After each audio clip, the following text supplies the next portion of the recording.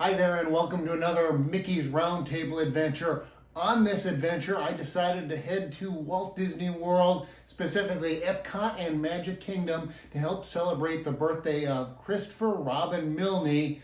The inspiration for Christopher Robin and Winnie the Pooh, his birthday was August 21st, 2024. I'm going to blow these candles out before I get into the video because otherwise I don't know if they'll last the whole time. So we're going to make a wish. There we go.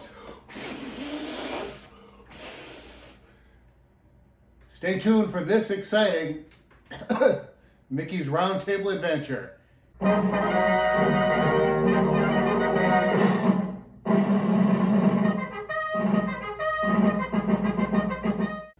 I began my grand adventure by first grabbing my favorite red shirt, and then I headed over to Epcot. I got I'm celebrating Christopher Robin's birthday button. It was actually Christopher Robin Milne's birthday.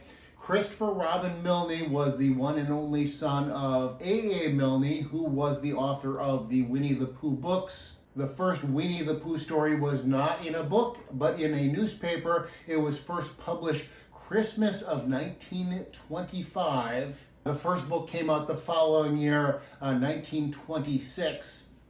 The character of Christopher Robin was in fact based on Milne's son, Christopher Robin Milne, born August 21st, 1920. That's why there's 20 candles on the cake. Actually, that's not true. There were 20 candles in the box, but it worked out. Anyway, so because it was his birthday, I decided to take this adventure and do all of the different Winnie the Pooh things that I could think of at Walt Disney World here in Florida. At Epcot, at the United Kingdom Pavilion, that's where Milne was from, and that's where the Winnie the Pooh stories were published. Back in the back corner, you go back in the little garden area, and in the very back corner of the building, there is a meet and greet for Winnie the Pooh. So I headed over there and got right in. There wasn't much of a line early in the morning.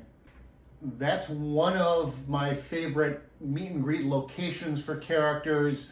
It is designed and decorated to be like Christopher Robin's bedroom. Now, Christopher Robin, real boy, the characters were based on the real stuffed animals, stuffed toys that Christopher Robin Milne actually had. He had a stuffed bear and a Tigger and a piglet and an Eeyore and so on and so forth. I guess owl and rabbit were created from A. Milne's imagination and were not part of the toy collection. The original toys, they're at the New York Central Library here in the States.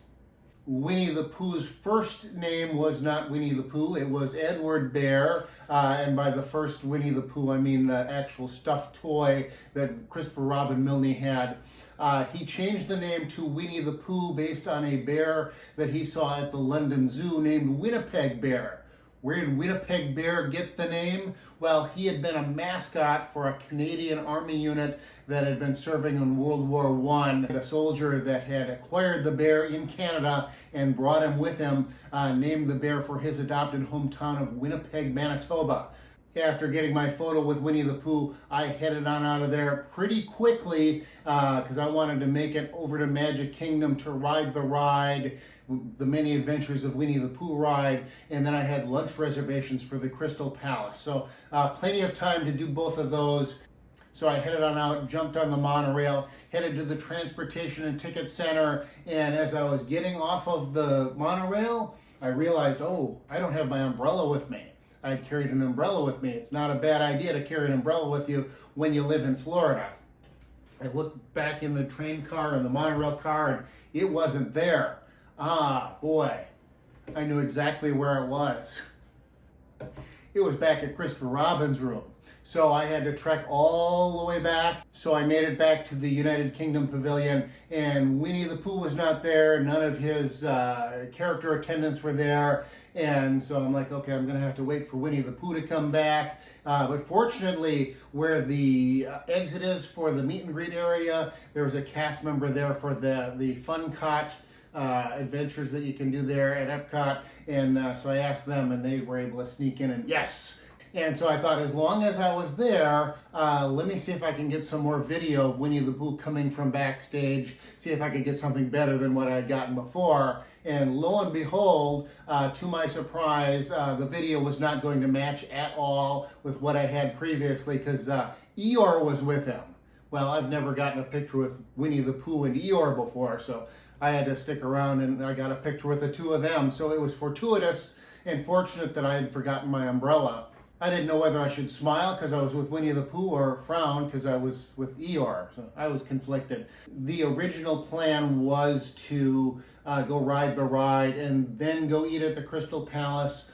But because I ate up a whole lot of time going back to Epcot and doing the meet and greet again, I ended up going straight to the Crystal Palace and had my lunch.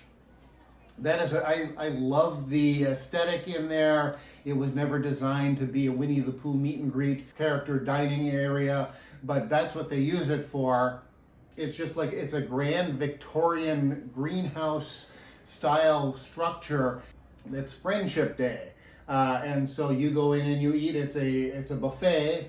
Go grab a plate and you go grab all the grub, and while you're eating, then the characters will come through and then they will come by the table individually. 4 characters there: Winnie the Pooh, Tigger 2, Eeyore, and Piglet. So I was able to get a photo with each one of those characters while I was eating lunch there at the Crystal Palace. They don't do signatures, but they do give you the card, and it's got the picture of the 4 of them on the front there, and then their signatures on the back.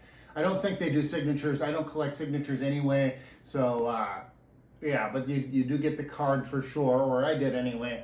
Who knows if they'll change that in the future. They'll go cheap or something. From there, I headed over to Fantasyland and the ride, The Many Adventures of Winnie the Pooh, the same name as the film, The Many Adventures of Winnie the Pooh, which is actually 3 films. They had done 3 different shorts: Winnie the Pooh and the Honey Tree, which came out in 1966, Winnie the Pooh and the Blustery Day, released in 1968, and in 1974, Winnie the Pooh and Tigger 2.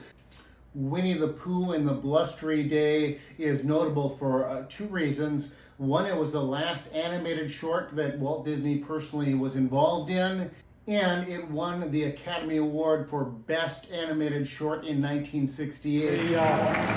The winner is Winnie the Pooh and the Blustery Day. This was the last Oscar that Walt Disney ever was awarded. It was awarded to him posthumously. He had died in 1966. To us who have worked with Walt, this is a very special Oscar. And it's a memorable moment in all of the moments we've all shared with Walt. Thank you. Those 3 films were put together for The Many Adventures of Winnie the Pooh, which came out in 1977. Right next door to the ride, there is another meet and greet location for Winnie the Pooh and Tigger 2. Now, I told you that the Epcot meet and greet location was one of my favorite meet and greet locations. One of my favorite, if not my very favorite, meet and greet photos that I've ever done with a Disney character was right there with Winnie the Pooh and Tigger 2. I had my umbrella with me, and a hurricane was coming, and so we used it as a prop to recreate our own Blustery Day, and that is one of my favorite photos, Disney character photos that I've done. Since I had already met Winnie the Pooh twice, once at Epcot, once at the Crystal Palace, and then I met the other 3 characters there at the Crystal Palace, I decided to forego the meet and greet and head on into the attraction. When you enter the ride, they have a reproduction of Winnie the Pooh's treehouse. Your kids can go inside. You can actually go inside as well if you want to. It is very much a kids ride, and so the queue is very much geared towards kids, and for kids there's a lot for them to do, a lot for them to play with, so they don't get bored just standing there the whole time. And it can be kind of a long wait because it is a fun ride. The ride, like the movie, you ride into the storybook. And the portion of the movie that's being told in the ride is Winnie the Pooh in the Blustery Day. Yeah, I bet you didn't realize that when you were riding the Winnie the Pooh ride. It was an Oscar-winning movie. The first show scene that you go through, it is Roo hanging on for dear life, getting blown away and other things. The second scene that you go through in the movie, the tree that Owl's house is in gets knocked over, and you go through and experience that natural disaster firsthand. The next scene is, well, that's from the movie as well. From there, you meet Tigger, who is his own natural disaster all by himself. What's really cool is when you're going through the Tigger scene, your ride vehicle bounces up and down, so you're bouncing along with Tigger. He puts it into Winnie the Pooh's head that there are heffalumps and woozles that want to steal his honey. Heffalumps and woozles, they steal honey. Steal honey?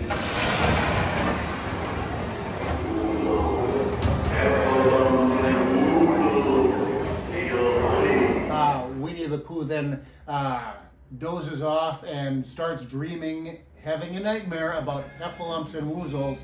That's straight from the movie. Exit the nightmare sequence then, just like in the movie, it is raining, it's coming down, and you're getting washed away, and just like in the Tigger scene, but instead of bouncing, feels like your ride vehicle is kind of floating along. It is a very cool effect for a little kid's dark ride, right? At the end, you meet all of the characters, and they're having a party celebrating the end of the rain. In the movie, they're throwing a hero party for Winnie the Pooh and for Piglet, so it's a little bit different than the movie, but you do end with a party, much like Tiana's Bayou Adventure, but with a better story. As you exit the ride, you do go through a gift shop, and it's 100 Acre Goods, all the Winnie the Pooh stuff you could possibly need. Actually, that's not true. There's probably not nearly enough. Oh, bother.